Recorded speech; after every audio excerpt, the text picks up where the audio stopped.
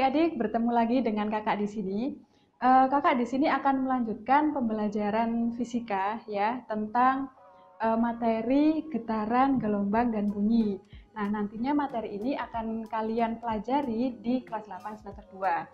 Nah, di video sebelumnya nih kakak udah pernah jelasin ya tentang getaran, tentang gelombang, dan juga sudah menyinggung sedikit tentang bunyi beserta beberapa persamaannya. Nah, di kesempatan kali ini kakak akan melanjutkan ya subbabnya bunyi, yaitu tentang pemantulan bunyi.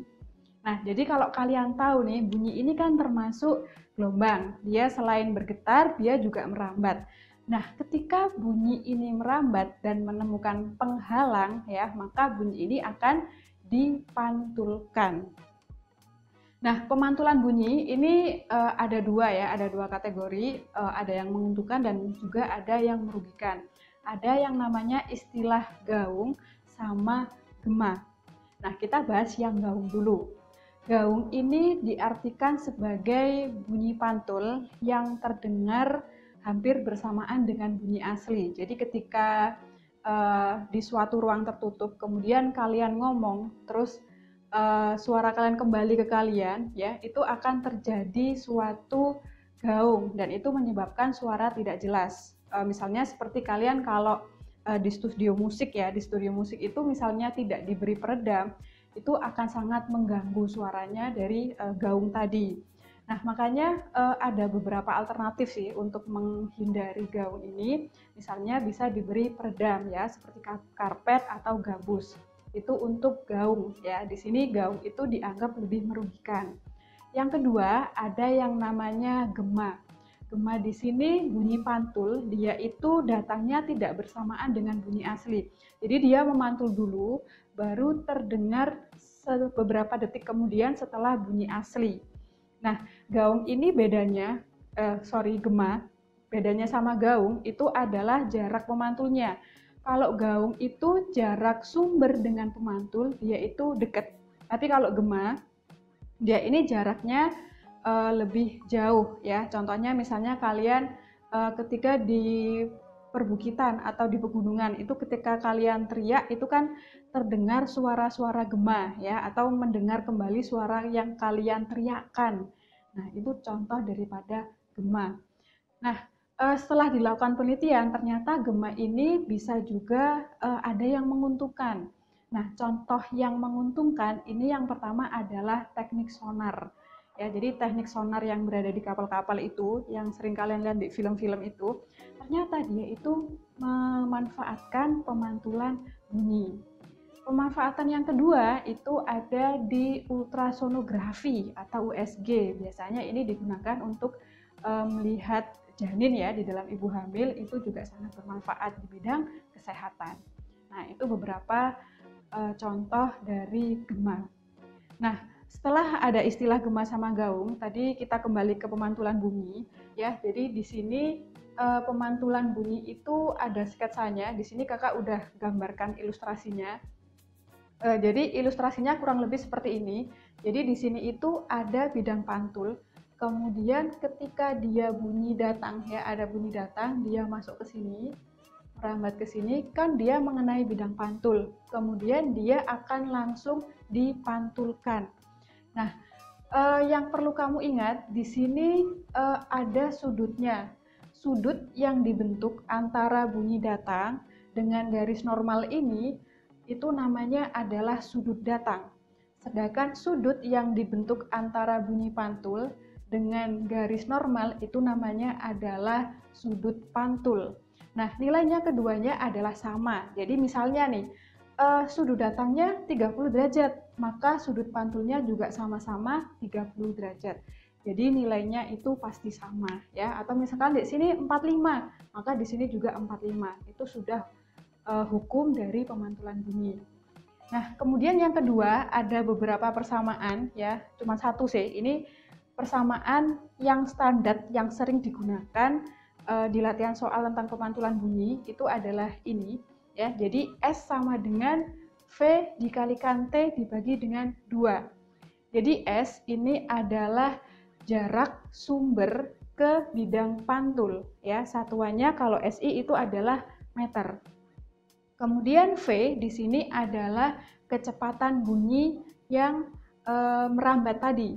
Kemudian T-nya di sini adalah waktu pantul. Nah, waktu pantul di sini itu maksudnya waktu ketika dia ditembakkan terus mengenai bidang pantul terus diterima kembali ya. Jadi T-nya di sini adalah waktu pantul kemudian dibagi dengan 2 ya. Jadi ini persamaannya diingat-ingat, S sama dengan V kali T dibagi dengan 2. Nah, untuk lebih jelasnya kita langsung aja ke contoh soal.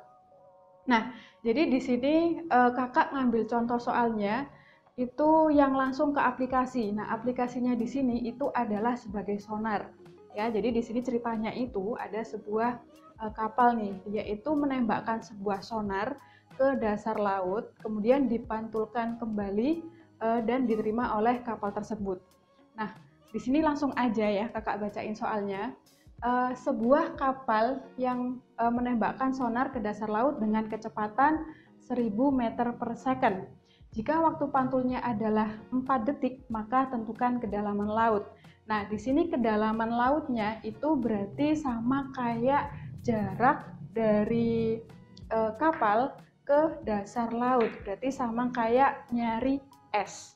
Ya, jadi kita tulis rumusnya di mana S itu sama dengan V dikalikan T per 2. Nah, kemudian V di sini itu kan adalah kecepatan bunyinya atau kecepatan gelombang bunyi atau sonar yang ditembakkan. Di sini kecepatannya adalah 1000. Jadi kita masukkan aja ya, V-nya adalah 1000. Kemudian T-nya itu adalah waktu pantulnya. Ingat, T itu waktu pantul ya. Waktu pantul itu waktu ketika dia mulai ditembakkan, kemudian dipantulkan dan kembali diterima. Jadi T-nya di sini udah ada, waktu pantulnya adalah 4 detik. Berarti langsung aja kita masukkan T-nya 4. Kemudian dibagi dengan 2. Nah, ini 4 sama 2 kan bisa dicoret ya. Kita coret. Nah, ini dapat 2, langsung aja kita kalikan 1000 dikalikan 2, hasilnya adalah 2000 meter.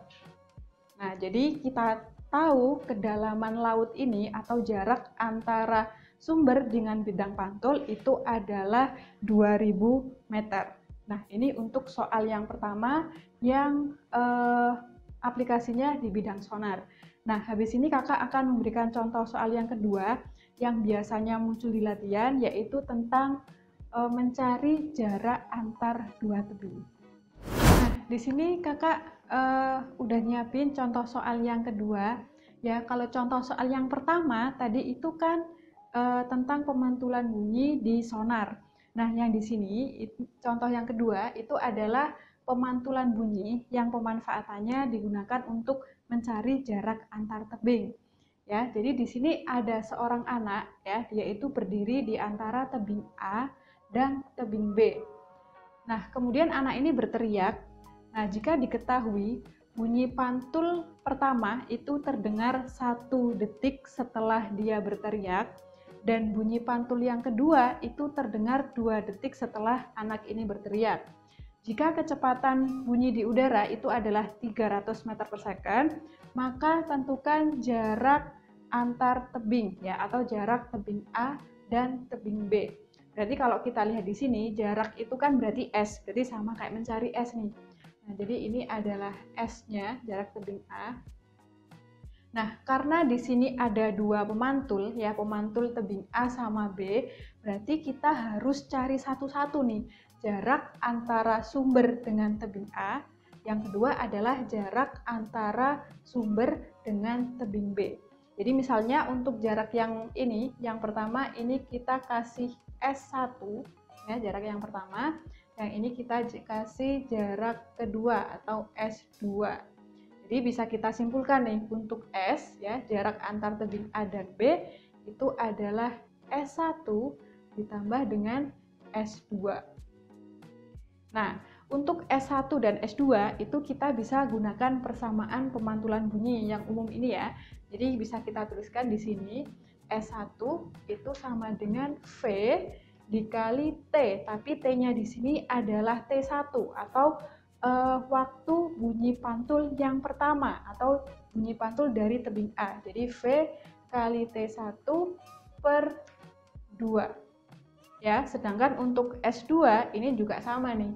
S2 berarti sama dengan V dikalikan T2 dibagi dengan 2. Nah, setelah ketemu persamaannya, langsung aja kita masukin angkanya nih. Nah, V-nya di sini itu kan tadi kecepatan bunyi. Di soal di sini kecepatan bunyi di udara itu ketemunya adalah 300. Jadi kita masukkan 300 dikali T1-nya, waktu pantul yang pertama itu adalah 1, kemudian dibagi dengan 2. Nah, berapa ini hasilnya? Ya, 300 bagi 2 hasilnya adalah 150 meter. Ini untuk jarak yang pertama. Nah, yang kedua juga sama nih caranya.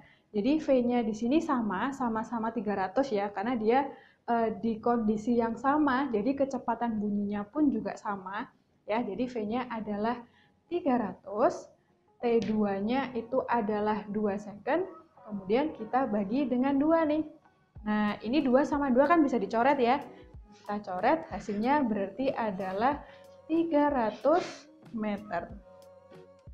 Nah, setelah kita menemukan jarak yang pertama dan yang kedua, langsung aja kita jumlah nih, S1 ditambah S2. S1-nya 150, S2-nya 300. Kalau kita jumlah berarti berapa adik-adik? Iya, benar sekali. Hasilnya adalah 450 ya. Nah, jadi kita bisa simpulkan jarak antara tebing A dan tebing B itu adalah 450 meter. Nah, ini untuk aplikasi yang jarak antar tebing itu biasanya soal standarnya itu adalah seperti ini. Untuk yang sonar tadi seperti contoh soal yang pertama.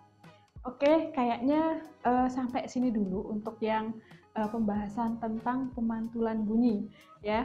Jadi kalian untuk latihan lagi, kalian coba putar lagi ya. Kalian putar lagi di video-video yang sebelumnya yang tentang getaran, gelombang, dan bunyi yang ini kalian putar untuk lebih memahami konsepnya. Oke, sampai sini dulu perjumpaan kita hari ini. Tetap semangat belajar, sampai jumpa.